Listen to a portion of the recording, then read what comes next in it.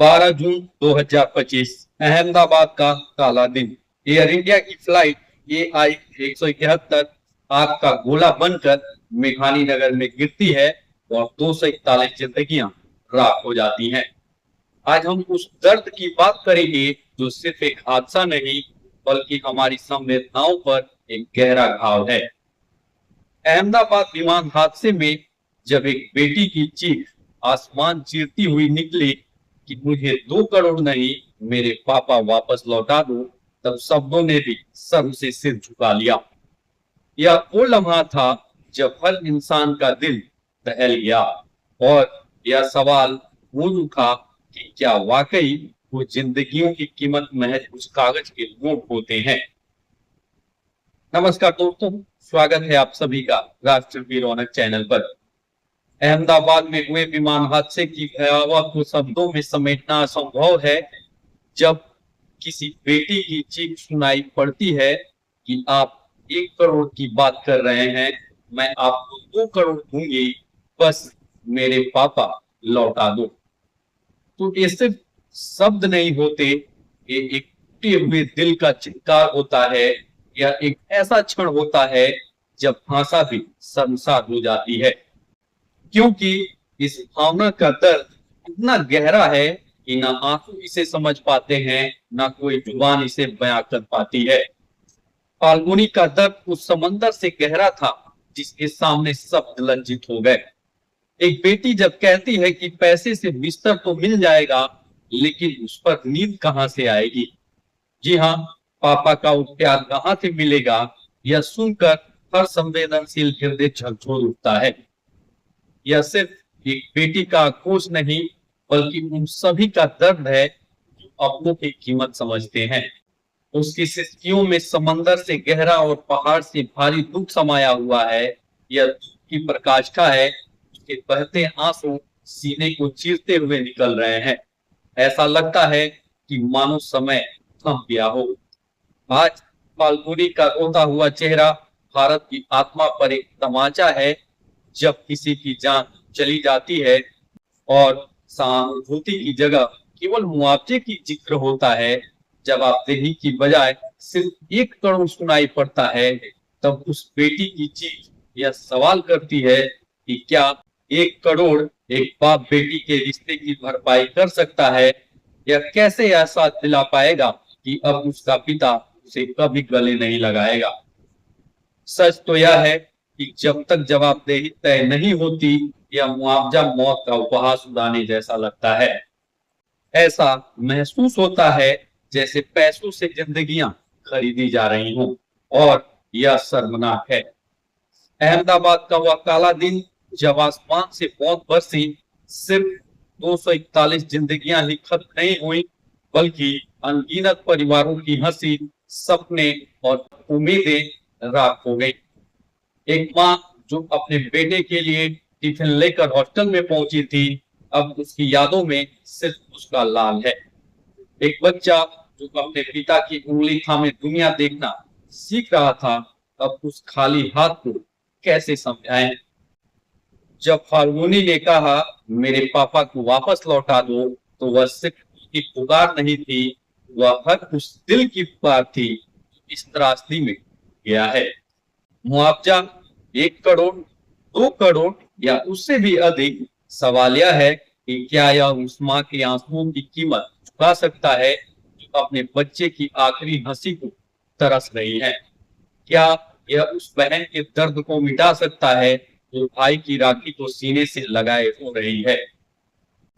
यह पैसा शायद जख्मों पर मरहम रख दे, लेकिन वह खालीपन, वह सन्नाटा, वह अधूरी कहानियां कौन भरेगा। हम उन पैसों से पलंग तो खरीद लेंगे, लेकिन नींद कहां पर लाएंगे। इस एक वाक्य में पूरी त्रासदी समाहित है। यह कहानी अब सिर्फ एक हादसे की नहीं बल्कि सोच की भी है जिसमें हमने जिंदगियों की कीमत लगाने की आदत बना ली है। एक पिता जो अपने बच्चे की तस्वीर हमेशा बटुए में रखते थे, अब खुद एक तस्वीर बन गए हैं। एक बेटा जिसने चाय की दुकान पर माँ के साथ काम करने के बाद पहली फ्लाइट देखी थी, अब आसमान से गिरी आग में जल चुका है। एक दुल्हन जिसके हाथों में मेहंदी का रंग था अब राख का ढेर बन चुकी है। यह हमारे देश का दुर्भाग्य है कि हम हर कुछ सालों में ऐसी त्रासदी को हादसा कहकर दफना देते हैं। जब फाल्गुनी ने अपनी बात रखी तो हर आंख नम हो गई। उसकी आवाज में क्रोध था, लाचारी थी, लेकिन सबसे अधिक एक बेटी का प्रेम था। उसका सवाल कि पापा की क्या गलती थी जो इस फ्लाइट पर बैठे हर उस इंसान झकझोर रहा है जो इस पीड़ा को महसूस कर सकता है। वह एयर इंडिया पर सवाल उठाती है कि क्या मजाक बना रखा है। कोई जवाब नहीं दे रहा, कोई संवेदना नहीं दे रहा। हमें पैसे नहीं चाहिए, पापा चाहिए। रोते हुए वह कहती है 1 करोड़ देने की बात कह रहे हैं, मैं 2 करोड़ दे दूंगी, लेकिन मेरे पापा को लौटा दो। क्या पैसों से इंसान खरीद सकते हैं? वह पूछती है कि उन पैसों का क्या करेगी। बिस्तरों पर नींद नहीं आएगी, पापा का सच्चा प्यार कहाँ मिलेगा। फाल्गुनी बताती है कि उसके पापा देशभक्त थे, एयर इंडिया को अपना गौरव मानते थे, कहते थे कि यह देश की शान है। और फिर वह पूछती है क्या मिला इस देश प्रेम का इनाम। ऐसे चलाना है देश का नाम, बंद कर दो एयर इंडिया अगर आप सुरक्षित उड़ान नहीं उड़वा सकते। आप लोगों की जिंदगी से मजाक नहीं कर सकते, आप लोगों से जिंदगियां नहीं छीन सकते। किसी की जान छीनने से बड़ा कुछ नहीं होता। उसके ये सब आज सीधे दिल पर लग रहे हैं। यह दर्द की पराकाष्ठा है, एक बेटी का सवाल है जो पूरी व्यवस्था पर आरोप है। फाल्गुनी की आवाज में सिर्फ आंसू नहीं थे, एक बेटी का सवाल था जो देश की आत्मा से टकरा रहा था। और वह सवाल जायज था कि क्या गलती थी उसके पापा की जो वह उस फ्लाइट पर बैठे। क्या एयर इंडिया जिसे हम अपना गौरव कहते हैं यूं ही राख में मिल जाएगा? एयर इंडिया को लेकर तमाम शिकायतें आ रही हैं, बीते कई दिनों से आ रही हैं। हम सबने महसूस किया है कि एयर इंडिया की गुणवत्ता उस स्तर पर नहीं थी जिस पर पैसे दिए जा रहे थे। लेकिन हम शायद किसी बड़ी घटना का इंतजार करते हैं, और जब यह घटना हुई और इस पर संवेदनशीलता की जगह मुआवजे का जिक्र आया बिना लापरवाही तय किए, तो फाल्गुनी का यह सवाल जायज बन गया। क्या मुआवजा अंतिम समाधान है? क्या पैसा हर लापरवाही का पर्दा बन गया है? जब एक विमान उड़ान भरने को कुछ सेकंड बाद ही आग का गोला बनकर गिरता है तो यह सवाल उठेगा ही कि किसकी गलती थी। कोई पायलट जानबूझकर अपनी और सैकड़ों जिंदगियों को खतरे में नहीं डालेगा। तो क्या यह तकनीकी खराबी थी? लेकिन तकनीकी खराबी के साथ कोई विमान उड़ान नहीं भरता। डीजीसीए और एयर इंडिया को पहले भी कई बार सुरक्षा के लिए चेतावनी दी गई थी। 2022 से 2025 तक एयर इंडिया पर जुर्माने भी लगे हैं, कभी पायलटों की कमी के लिए, कभी उड़ान नियमों के उल्लंघन को लेकर। लेकिन क्या सिर्फ जुर्माना या मुआवजा काफी है? वहीं टाटा ग्रुप ने 1 करोड़ की सहायता राशि देने की घोषणा की है, लेकिन जब एक पीड़ित परिवार यह बोलता है कि मैं 2 करोड़ दूंगी, मेरे पापा को वापस कर दो, तो यह राशि उस दर्द को कम नहीं कर सकती या उस मां की चीखों को शांत नहीं कर सकती जिसने अपने बेटे की रात देखा है। जब तक इस हादसे की जिम्मेदार लोगों का हिसाब नहीं होगा, जब तक सच्चाई सामने नहीं आएगी, तब तक यह मुआवजा महज एक क्रूर मजाक सा लगेगा। क्या विमान में खराबी थी? क्या लापरवाही ने सैकड़ों जिंदगियां छीनी? ब्लैक बॉक्स की जांच से शायद कुछ जवाब मिल जाएंगे, लेकिन क्या वे फाल्गुनी को उसके पिता, उस माँ के बेटे, उस बच्चे के सपने वापस लाएंगे? और नहीं, कम से कम वे जवाबदेही चाहते हैं। कम से कम वे यह जानना चाहते हैं कि किसने उनके प्रियजनों की जान ली बिना जवाबदेही, बिना सजा या मुआवजा। उन्हें टूटे दिलों का अपमान है जो पहले से ही दुख के सागर में डूबे हैं। तो जवाबदेही तय होनी चाहिए। डीजीसीए, एविएशन मंत्रालय और एयर इंडिया के अधिकारियों पर सवाल उठने चाहिए। क्या उनकी लापरवाही ने हादसा होने दिया? क्या नियमित सुरक्षा जांच ठीक से नहीं की गई थी? ब्लैक बॉक्स की जांच से शायद कुछ मिले, लेकिन जब तक जिम्मेदार लोगों पर कार्रवाई नहीं होती, यह मुआवजा जान की कीमत लगाने जैसा होगा। जांच के लिए एजेंसियां लगाई गई हैं, लेकिन अगर जांच सिर्फ कागजों तक रह गई तो यह उन 241 जिंदगियों और उनके परिवारों के दर्द के साथ भी अन्याय होगा। इन कहानियों का दर्द, इन आंसुओं का मूल कोई मुआवजा नहीं लगा सकता।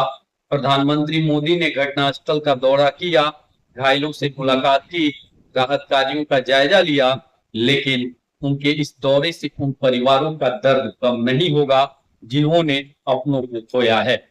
विश्वास कुमार जैसे एकमात्र कहानी याद दिलाती है कि चमत्कार होते हैं, लेकिन 242 में सिर्फ एक ही हुआ।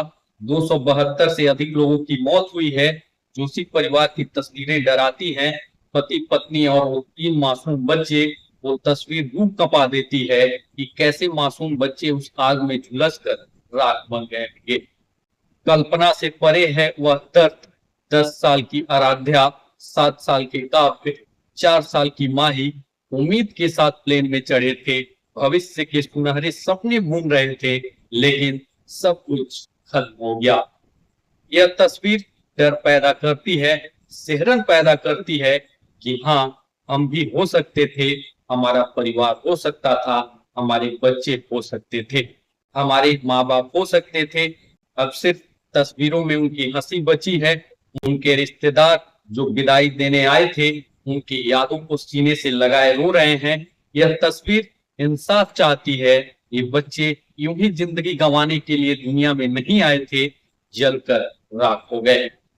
इन मासूम चेहरों को देखकर अगर किसी को यह लगता है कि भरपाई सिर्फ पैसों से हो सकती है, तो यह उनकी जान का अपमान है। और ऐसी कई कहानियां हैं। उस गरीब रिक्शे वाले की बेटी पायल की कहानी, जिसने परिवार की आर्थिक तंगी के बावजूद लंदन में पढ़ाई का सपना देखा था। वह ट्यूशन पढ़ाकर अपने परिवार का सहारा थी। उसकी विदेश यात्राओं के लिए परिवार ने कर्जा लिया, समाज से मदद मांगी ताकि उसकी बेटी का सपना पूरा हो पाए। लेकिन विमान के टेक ऑफ के कुछ सेकंड बाद वह सपना आग के गोले में तब्दील हो गया। पायल के परिवार वाले सन हैं। वे कहते हैं कि उन्होंने अपनी बेटी को विदा करके एयरपोर्ट से लौटे थे, मुस्कुराते हुए विदा किया था, लेकिन जब पता लगा कि 59 सेकंड में सब खत्म हो गया, तो उनका सब कुछ टूट गया। उनकी आंखों में सिर्फ आंसू नहीं, बल्कि एक टूटे हुए भविष्य का मातम है। वे इंसाफ चाहते हैं। यह 1 करोड़ से मरहम नहीं लगेगा, उन्हें इंसाफ मिलना चाहिए। यह तय होना चाहिए कि किसकी लापरवाही है, और यह सुनिश्चित होना चाहिए भविष्य में किसी बाप को वह दुख न झेलना पड़े जो पायल ने झेला। खुशबू एक नई नवेली दुल्हन जो अपने पति से मिलने लंदन जा रही थी। इसी साल उसकी शादी हुई थी। शादी की खुशियां अभी भी ताजा थी, लेकिन नियति कुछ और ही मंजूर था। परिवार की आंखों में अभी भी वह चमक बाकी है जो खुशबू के विदाई के समय थी। वह खुश थी कि वह अपने पति से मिलने जा रही है, अपने पति के साथ अपनी जिंदगी के सबसे खूबसूरत वक्त गुजारेगी। लेकिन अब वह चमक आंसुओं में डूब चुकी है। वहीं 2 अनुभवी पायलट जिन्होंने 8200 और 1100 घंटे उड़ान भरी थी, सुमित अपने पिता की देखभाल के लिए पायलट की नौकरी छोड़ने वाले थे। उन्होंने अपने पिता से कहा था कि बहुत जल्द वह यह नौकरी छोड़ देंगे और सिर्फ उनके साथ रहकर जिंदगी गुजारेंगे। अब वह बूढ़ा पिता जिंदगी भर अपने बच्चे की तस्वीर देखकर उसकी यादों को संजोता रहेगा। वह दूसरा लड़का जो अपने कैरियर की शुरुआत में था, उन दोनों की मौत ने न सिर्फ पूरे परिवार को बल्कि एविएशन समुदाय को भी झकझोर दिया है।